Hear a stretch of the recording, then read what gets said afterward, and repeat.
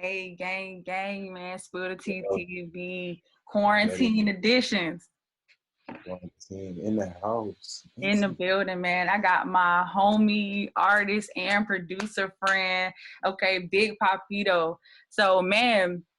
Happy birthday, my nigga. Hey, thank you. Man, What'd you do for your birthday? I just had a few friends over. Turned up just a little bit. Nothing crazy. Nothing. We kept the quarantine clean. Kept in quarantine with the under 10. Yeah. Maybe it was a little bit over 10, but we good. Hey, man, ain't nobody gonna know unless they watch this. So, you know. Everybody been in the house anyway, quarantine. So I'm like, I feel it, man. How old you turn? I turned 27. Hey, my boy rounding up to 30. Hey, let's go. I'm ready. 30, 50, 100. It's whatever. What's good though? What's good, man? So when somebody describes you now, like, are you still an artist? Because I met you at Artist Papito. As an artist, yeah. You know, I feel like it's still the same. It's just like, these days a lot of people when they come up to me, it's either or. It depends on what they're gonna ask me. Like some people are a fan of my production, some people are a fan of like my music that I make. So these days it's just a mix of introductions. It just depends on what you know me at. Like they don't even it's whatever. So yeah. I can't even tell you like the other day, like everybody who know me before I got signed, know that I do music. So like they're asking for an album. Like, what's up? When we getting that? Like, I'm like, I don't know. I'm gonna drop something this year though, for sure. I got y'all 2020. Man, because you had Playground 1, and then you held off on Playground 2 for so long, but then that's when I started hearing like you was really getting your production bag, you know what I'm saying? Yeah, I was just like, after I dropped Playground 1, I was always working, but as an artist, you just feel like you gotta go harder. So like sometimes you'll hold yourself back, you'll hold content back, and like especially if you believe in like quality over just quantity, then you definitely gonna hold you back. But I was kind of holding myself back, but I also was pursuing my production bag like hard no, because like I always wanted to have like hits in the club, hits on the radio station. I just always wanted that for sure. And that was always something I was pursuing even before rap. But I just ended up rapping because that shit was fun. That shit is fun still. I see you with the true chain on. Yeah. So I'm gonna give you another congrats on camera for signing with 2Chainz and Street Execs. So is it under? Are you under 2Chainz or are you under Street Execs? Like, how is that situation exactly? A lot of people don't really know. Well, technically, I'm under both. I'm signed to TRU, the label. That's my label. But Street Execs is a management company that manages the label. So it goes hand in hand. It's like a parent-sister company situation. So my managers are Street Execs. So I'm managed by Street Execs, but I'm signed to TRU in Atlanta. Okay, TRE and Atlantic. Okay, got you. They have that joint venture with Atlantic. Yeah. Okay, got you. That no face, no case. So you produced like the whole thing? Like how much of that project did you produce? I just produced like 3 records on there. Woo by Sleepy Rose, Was Gone with World General, World featuring 2Chainz, and last one, Hefe Shit. That has everybody on there, really. Everybody on there from Sleepy, Hot, World, Skooly, 2Chainz. Like, I just did 3 records. It was a process, I ain't gonna lie. was the first one. I didn't know what was gonna go on there. We kept like switching stuff around because when I found out we was doing a compilation, Mm-hmm. I was already working on Sleepy's project. I just got into the mix of working with everybody for sure. But I was mainly working with 2Chainz and Sleepy, and then we just started moving around. We started making records with everybody, and they just started letting me know what was gonna get on there. And, yeah. Okay. How was that process? Because when I met you at some showcases, but I met you when you did my show. Because I think an artist had dropped out, and I was asking everybody like who should perform, and they was like, "Get Papito, get Papito." So at the time, you was with Creators After Dark. I hit up Jock, and then you performed, killed that shit. And then I remember you saying like you had apologized to me because you was like, "Oh, I didn't do my best. I had lost a friend." And I was like, "You did good to me." Like what? Yeah. Me and my nigga Fuji loved it. Yeah, I was just like, I was a little down at the time. I had lost a good longtime friend that I used to make music with while Yeah. living there. And it was just a crazy month. But for me personally, the process was a growing experience. Like you gotta understand, like it's not every day like, you just get up and you start working with one of the top Atlanta music industries, for a long time since 2005. Sleepy Rose been doing shit since 2005. Yes. Travis Porter, DJ Techniques and shit. And a lot of people don't really know, like they perfected their whole process. So it's like me learning like a real for sure and definite, like a real for sure definite way of making music, producing music, and putting it out, and following up uh, with press runs, rollouts, like really thinking about your rollout. So I just saw, I was in the inside, like I was just seeing everything, like how everything needs to be crafted, creative directing, you know, records and making sure you're producing them. Like some producers will just, make the beat and give it to the artist and let the artist to know what he's gonna do on this shit. But most of the time, that artist ain't really gonna do what you expect them to do because they have their own vision. So as a producer, you have to make sure you guide the artist to make a phenomenal record than just a regular record. You know what I'm saying? Okay. So how do you usually like what is your process like usually to work with the artist? Like are you in studio with them? Because a lot of people send shit back and forth, but I want to assume since you in-house, like how is that? How does your process work to guide the artist? Yeah, for me mostly, it depends. Like I got a relationship with everybody else. I'll say um I'll say for sure, working with like Sleepy, I'll come into his sessions. I'll come into his sessions. We just kick it like that's my bro. So like we just be kicking shit, and I'll pull up a couple of beats, and we consistently work. So that's nothing. If I was to work with like 2Chainz, I just send him beats. I don't really be in the studio with him too much because he has his own creative process. Everybody has their own creative process. Artists are different, so sometimes you don't even need to be in a room, especially with somebody like him. He's already like a top artist. Like he has his own formula how he does things. Um, he actually for my input a lot though, opinions in that nature. But like, it just depends. If the artist is like willing to vibe and like think about, oh, we all have something to do with the record, then cool. But some artists just know what they're doing and they just go in and they give you good work.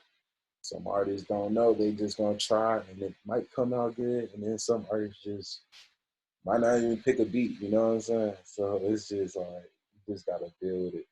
That's just people. It's like personality. Is there any particular reason you work with? Because maybe I saw this, or maybe it might not be true. But is there any particular reason you work more with Sleepy? Or Oh, yeah. For the most part, I mean, cause I my situation, me getting signed to me getting signed to TRU is mainly because of Sleep. He was already getting looks from the label, and last year, February, I had met him and I told him come to the studio. You know, I ain't never like known him from nothing. I just knew he was from the same side of my town. He was from Old Nat, so Okay, call it Park. What was Sparks? yeah, Southside. So I told him pull up, and then we just ended up cutting the record. And the first record we cut was Where You From. And if you listen to Where You From and you think about all the, you know, and you listen to all his other shit, it's different. It's very different. Um, it doesn't sound like anything he's made, so it it just stood out.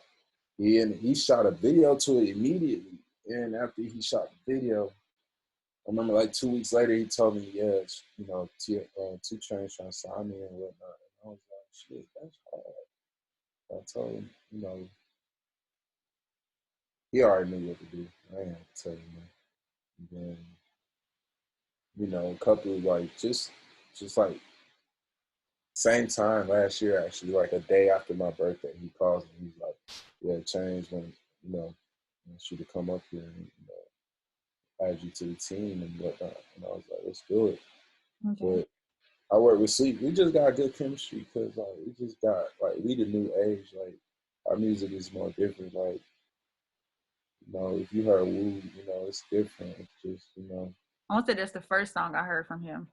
yeah. I know a lot of people getting like are introduced to him by that record. So I just tell people like, you know, we just got chemistry. But we don't really like we haven't went ham like you probably won't get a project executively produced by me probably like until like 2-3 years from now. Like that. You said we won't get a project exactly produced by you? Yeah, by with Sleep, like me and Sleep, like a collab, like probably won't get that probably like 2 years. Because we try to like we're trying not to overwater it. We got something like we got a good style, but we don't want to oversaturate it.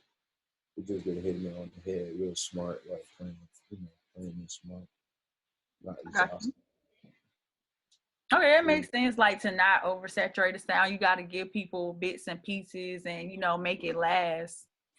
yeah, but most definitely got hella records with him in the vault. So That's yeah. when he was about to get signed, and he brought you to 2Chainz, how did that situation? Like, how was the process of that situation? Just for any producer that's out there looking to get signed. Well, for me personally, that situation, you know, I had sent him some beats. I kept sending him beats. And he told me, you know, he told me 2Chainz had got on a couple of them and he wanted to beat me. So, you know, I came up there. And also, I was supposed to come up there anyways because, you know, we had a good sound, so we wanted to keep the sound alive. And I was supposed to come up there and work, but I was always on the south side working at my studio. So, you know,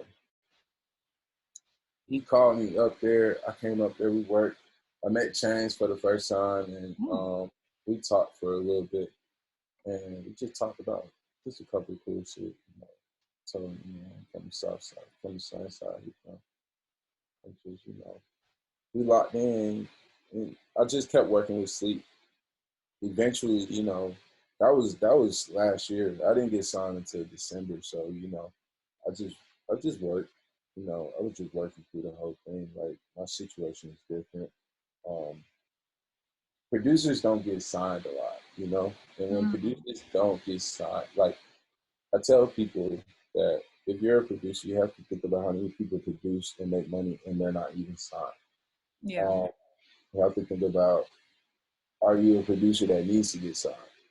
Um, if you're a producer who only makes probably like one genre of music, then think about, you know, which label caters to your genre. You know, don't go signing deals that don't make sense. And that's another thing, because producers can get into really fucked up deals and not realize how fucked up their deal is and everything. But for me, I just, you know, just play smart. I got good people with me. You know what I'm saying? Gotta have word. Gotta make sure you're straight. But yeah, I just worked and I got signed. But I already knew I was gonna get signed by the summer. You That said I wasn't already really knew. good. No, they told me already, like, because like what I was doing was different. Like, I'm a different sound to the whole situation. So I'm always experimental. But for up and coming producers, my tip to them is like, look, just make sure you're making noise with like an artist that has the same energy as you, because you're gonna definitely people gonna hear that. They're gonna hear that. They're gonna fuck with it, and you never know where it's gonna take you. For real. That's a good tip. Okay, so are you born and raised in College Park, or did you like move here? I was raised in College Park. I moved to College Park when I was 4 or 5. Yeah, Where you 4. born? Are you born in Georgia, Atlanta? No, I was born in Bronx, New York. Mm. I was born in Bronx, New York. I've been out there. Bellevue. I was born in Bellevue Hospital. Bronx is has a very big Senegalese community. So when my parents came from Senegal, they was living in the Bronx, and that's where all the Africans live. And Oh that's where I yeah, was you are born. African. Yep. Is that what does that play a part in like your name Papito? Yeah, actually, my real name is Papa. Like my real first name is Papa, like P-A-P-A. Yeah. So I remember you posting like your ID or something online. I did that. Yeah. I think so, like, cause you were trying to say that was your real name or something. Oh yeah, yeah, yeah. Some chick was trying to, imagine you telling a chick your name is Papa. She think you run a game automatically. And it's like, she was trying to group me into like niggas ain't shit, always want to be dominating and shit. And I was like, okay. That's why I did that. And she called me. She was like, "Yo, I thought you was playing. I'm sorry." So, yeah, don't play with me. My nigga said, he hosted, I'm capping, I'm about to post my shit online. Yeah. And the girl gave me that name. She just when I was in middle school, like some chick, like I was really quiet. So like, I can tell. yeah, I was just really quiet to myself though. And she would just like call me Poppy, and it'd just be funny, like just to make me laugh. And, the name stuck. And then probably like after high school, like people started calling me Papito just because of my smooth demeanor. And And then I where just the got bitch big. come from? I just got big. Like I'm 6'3". 6'3". I weigh 230. I'm big. I'm not small. He So said, I'm big. really though, the big comes from like just the energy. I'm just like, it's like silent, but it's like an elephant energy. I'm very chill, quiet, but I got the big energy. So I just want big records, just like everything big, like just big energy. Okay. You got your own brand, the Burgundy. Is it Burgundy 77? What is it? It's Burgundy Boys, and we have an agent. Burgundy Boys, it's two things: the Burgundy Boys and the 77 Agency. The Burgundy Boys is just a brotherhood. It's just all my friends that I hang around with most of the time. Ricky, Lil Pop Shit, Trey, Maestro, my brother ATL on Smash. Got other people. Like it's really deep. It's just like a bond. Um, and it's not all inclusive to men. It's just homies. Like it's just a Burgundy family.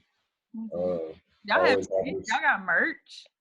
Yeah, like we be designing shit. I just like we dropped a little collection, and that's the 77 agency. The 77 agency is just like the creative like outlet. Like it's a pop-up creative outlet. We only do pop-up events. We had pop-up merch that we made. I had designed the merch, the 77 Angel varsity logo. It was a hoodie, cool little shit. And we did a pop-up at Our Bar ATL. And it was really dope. It was fucking with it. Hella people came out. I saw Everybody that got shit. it. Yeah, it Hey, was good. Yeah, we just push creative ideas. That's just it. I fuck with it. I'm gotta cop me a burgundy tee, you know what I'm saying? So I Man, can wear another one of my. like you, just hit me up. Now I'm gonna send them. I'm gonna send you one anyway. Appreciate you, man. Hey, so do you work closely? Have you said you have worked closely with Skooly? Have you worked with Skooly before, like closely? Yeah, Schoolie, my brother. To be honest, me and Schoolie had to fill each other out because, um, Schoolie, a legend. You know what I'm saying? Yeah, like a Yeah, legend. he is. You gotta really came and you just gotta see what his vibe be on. And it wasn't until we went to Chicago together. We went on a tour, and we just like we just we just started seeing eye to eye. And personally, he always get on me like, where my beats at? Like that's the Yeah. first thing he'll tell me, like, where my beats at? Like, I need some Papito. And I told him, shit. Um, I got you. I always tell him that, but personally, I just knew I didn't want to give him nothing that I just cook up. I need to like take my time with school because like I just know the type of material we can come up with. He has like range, one of my favorite vocal artists ever, and man never falls off. So, and he like nobody really wants to admit it. I don't know why, but shit, all the real Atlanta niggas know like Scooty one popped off all that shit. That's You the know? facts. That's the facts. Like him, and that's crazy that you in the earlier in the interview you brought up the fact that Travis Porter was or still is with Street Execs was. I remember they used to drop mixtapes under Street Execs, but both of them really popped off this whole sound and that whole like era that was going on in Atlanta back in like 2009, 2010. Yeah, for sure. Like even I even work personally with Quez. I lock in with Quez from time to time. Like you gotta understand, it's a foundation that was built there, and it has not been ignored. It's like Atlanta foundation. You gotta really think about what type of how Atlanta's music scene and culture evolved from that to that through different phases, and you can really just study that and take what you want from it and like reapply it how you want to, or just like come up with something new, but something familiar. But me and Schoolie got shit coming. He got shit with me. I'll tell you what, this is how he'll do me. He'll go link up with Chainz and then want to do my shit. And then he don't want to do shit around nobody. Because he knows how potent the records become. So he don't even want nobody. But the last record I heard he did was just amazing. And I had called him yesterday. We had a little conversation. I was like, man, we got locked in more. We need more catalogs and shit. Okay. I got a question though. Like, do you think he'll ever reach that peak that he once had before? Yeah, most definitely. Right now he's actually having a little. It's like different now because it's when you're associated with a past act, and it's hard for people to forget that. And it's not because people aren't supposed to forget that. So a lot of people, what a lot of people will do is attach him to the rich kid, but then they're still like he has a big fan base, He and does. then I still love his music. exactly. So it's like it just with that, all it takes like he's been going through this rebranding phase because right now, he's still young, so nobody don't really know like how much he could bring to the table again. And lately, he been dropping projects, but now it's a big eye on him now because everybody's seeing like he done dropped a couple shit, pop off, little boy shit. He been going crazy lately, and I'm gonna tell you right now, he's working on a project called Nobody Likes Me. That shit is fucking crazy. And you got some production on it. Yeah, I can't tell y'all that. Hey, he can't spill that much tea. Can't tell y'all that. That shit crazy. Yeah, I can't shouts wait. out to school. I'll still go to a Skooly concert. Like I had got sick that week. Y'all had that the release parties. Y'all did something like every day of the week with no face But up. yeah, no, definitely. You gotta stay. That's one thing for sure. That's how like on point our team is. We're always coming up with ideas, just executing. But you gotta be in their face. Gotta be in their face. But the center stage show was amazing. He really like, yo, the crowd loves Skooly. Like you can't stop him, man. Once he starts singing, it's over with. Like the girls, everybody singing back. You know, I love you, Skooly. That's all you hear, and that's what I'm saying. Like, you know, it just he been chilling on folks. Now he really out the cooler, and now he really pushing pressure on people. Yeah, I So, can't wait to hear that shit. Hey, so what's like the craziest shit you done seen being with 2Chainz? Like, 'cause I know you done been traveling, you done been on a lot of press runs. Like, what's the wildest shit where you was like, wow? mm, I haven't experienced as much as like the whole Tony gang has, because I'm definitely more in the studio I think it was when we were at backstage. We went to Sunday service in Chicago, and Oh shit. yeah, we was backstage, and you know, we was backstage. You met Um, Kanye? I don't think I seen Kanye, but we saw Virgil. And Virgil, you know, he was with his son, I believe, and they came up. And, you know, I'm just looking at Virgil. I'm like, damn, that's fucking Virgil. Like, that's what crazy to me. That was really more. For me, I personally wanted to see Virgil more than anything. You know, you just looking at him, it's cool. You know, just chopping it up. I didn't know what to say, so I didn't say much. I was kind of just standing in the corner listening to the music. But that was a crazy thing for me. Usually, I don't see too much. Like, um, unless I was too lit and I forgot about a lot of shit.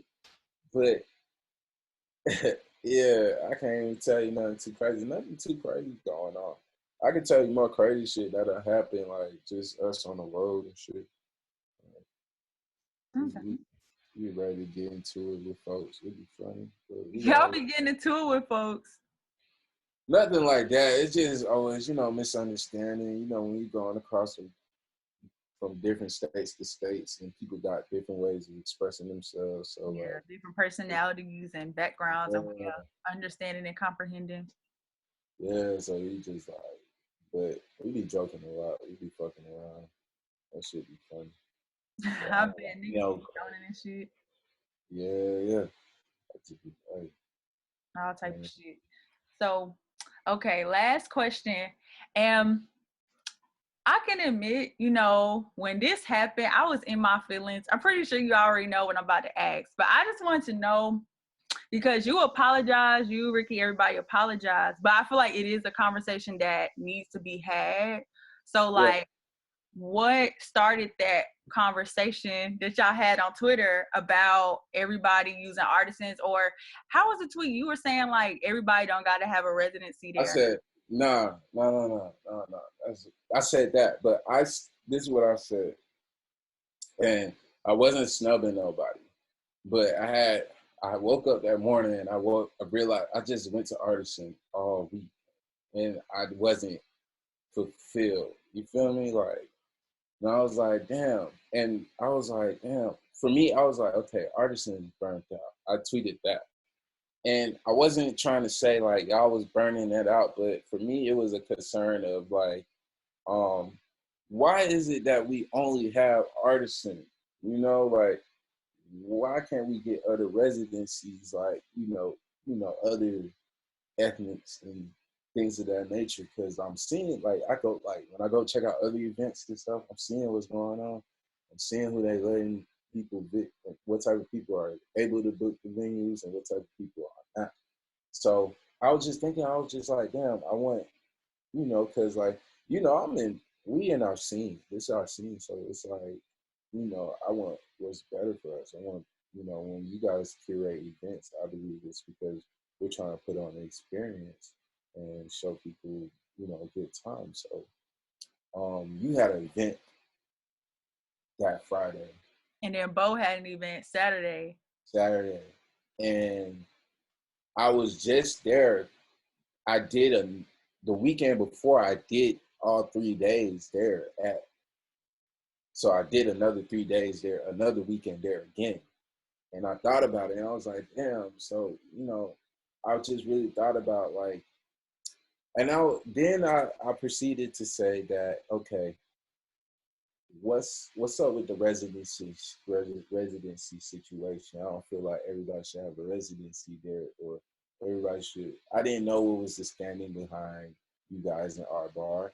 It was when Ricky kind of took it to a next level. You know how little bro get, and that's just him. But personally, I apologize.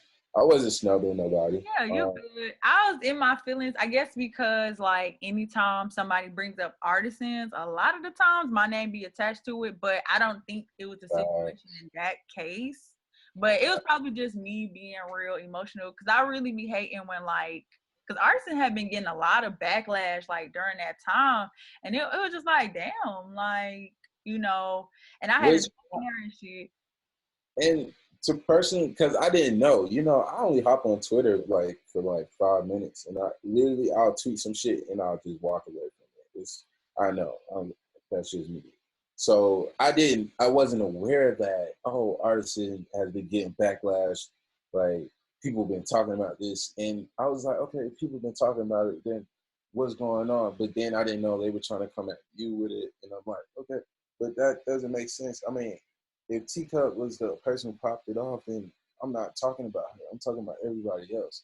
Personally, I told Bo, what I'm saying? Like, when Bo was telling me about Good Night, and I was like, Bo, I wasn't really talking about Bo. Like, I was telling him, like, Good Night has always had a residency there. I did 2 shows with Good Night.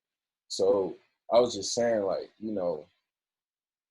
I want to see something different. I know we got some in the cut venues and things of that nature. So that's all. But personally, again, I'm sorry. I wasn't All trying to. good. No, I'm sorry for, blowing it up and being a girl and being extra. You know how we can be and shit. Hey, y'all gonna stand y'all ground. That's all. That's all I can say. So shit. If you feel like nigga was wrong, then the nigga was wrong. I can't even fight you on that. But again, I'll come to your events anytime. Come pop up. Spend money with vendors. Because that's what I like to do. So nothing personal. We like. You do. That's the facts. So, yep. So, shit. I know you said we probably ain't gonna hear nothing from Sleepy Rose in about a couple years. So, anything you got coming forward that you wanna spill the tea on? I ain't gonna lie. Sleepy got a fire ass project on the way. I am like he just dropped something. He just dropped a record called Bass. I was there when he recorded it. Like, to be honest, even if Sleepy don't get on none of my shit, it's like I'm still a fan of him, so I listen to a lot of his shit. Y'all go get that. Bass is coming out. It's already out. His new project drops this month, at the end of this month or next month. Ooh. Oh, yeah. Yo, you got that single Medusa with Trouble and Young Jeezy. Yo, how was that? Oh shit! Oh, that shit just dropped and it's been going crazy. Like I don't even know how to even explain it.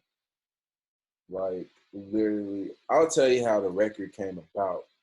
Like I was at the studio and literally, I think 2Chainz was there. 2Chainz was there. All the managers were there. So I guess they were going through. They was picking records for No Face No Case. So we in there.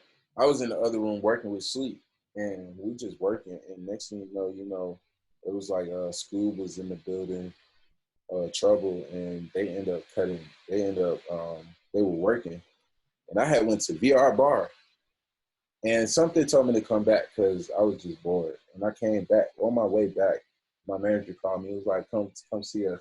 So I went upstairs, went in the studio, and they was like, "Yeah, pull up a beat." I had pulled up a couple beats. They made this crazy song.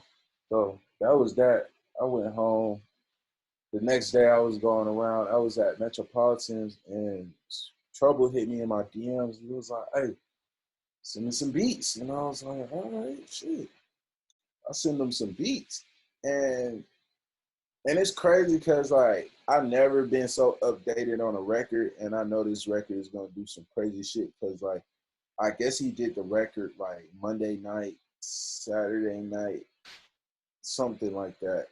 Um, the guy who recorded it was the guy who was Ivy mixing, my homie Isaiah, and Isaiah he mixed all of my PGs, so all of my records. Like that's one of the only engineers I go to.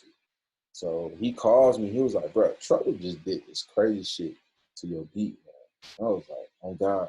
He was like, "Yeah." FaceTime played me. I was like, "What the fuck?" Trouble texted it to me, listening to it. I'm just like, "Damn, this shit crazy."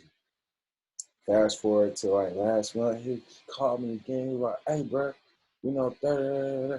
I didn't know what he said. All I heard him say was, "Send me the beat over again. I'm about to get da da da on it." I was like, "Shit, all right, cool." One day, fast forward like a week later, I'm sitting in Street Exec. I'm chilling. I'm taking a nap. Our creative director, HD Ross, was in there. He was playing the song. I hear Jeezy get it. I'm hearing Jeezy on the shit. So I'm like, damn. Like, bruh, I know I didn't just hear Jeezy. I know I didn't just hear I know I didn't hear my beat with Trouble and Jeezy on it. So What, nigga? yeah, that shit was just like, I don't even know, like, you know, like right now, I don't even know. I'm speechless. I'm just taking it all in. Everybody been hitting me up. It's a fire ass record. It's a fire ass summer record for sure.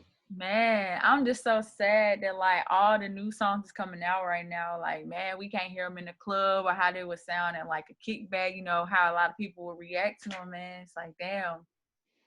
That's just part of what we gotta deal with. You know, better safe than sorry. You don't want to be in a situation where you can't, you know, put up. You don't want to jeopardize yourself with like a real boom boom. You know, like it's here for a long time. You know, I mean, we trying to be here for a long time. That was short little bit time.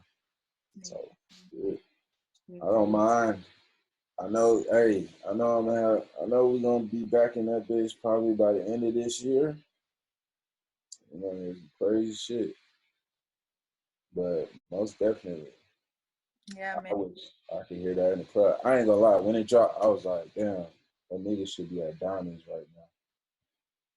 Man, that shit go crazy, man. But for real, I appreciate you so much for taking the time out your birthday weekend to talk to me. It ain't nothing, Tika. You know, we go way back. Go way And back. thank you. Go back. But all right. Yeah. Checking out another episode of Spill the Tea TV. Make sure y'all subscribe right down below. Shout out to Since the 80s for the tea. A shout out to 2Chainz for the chain, for the true chain. Bro, it's Papito, baby. Let's do it. Hey, and we out. Yeah.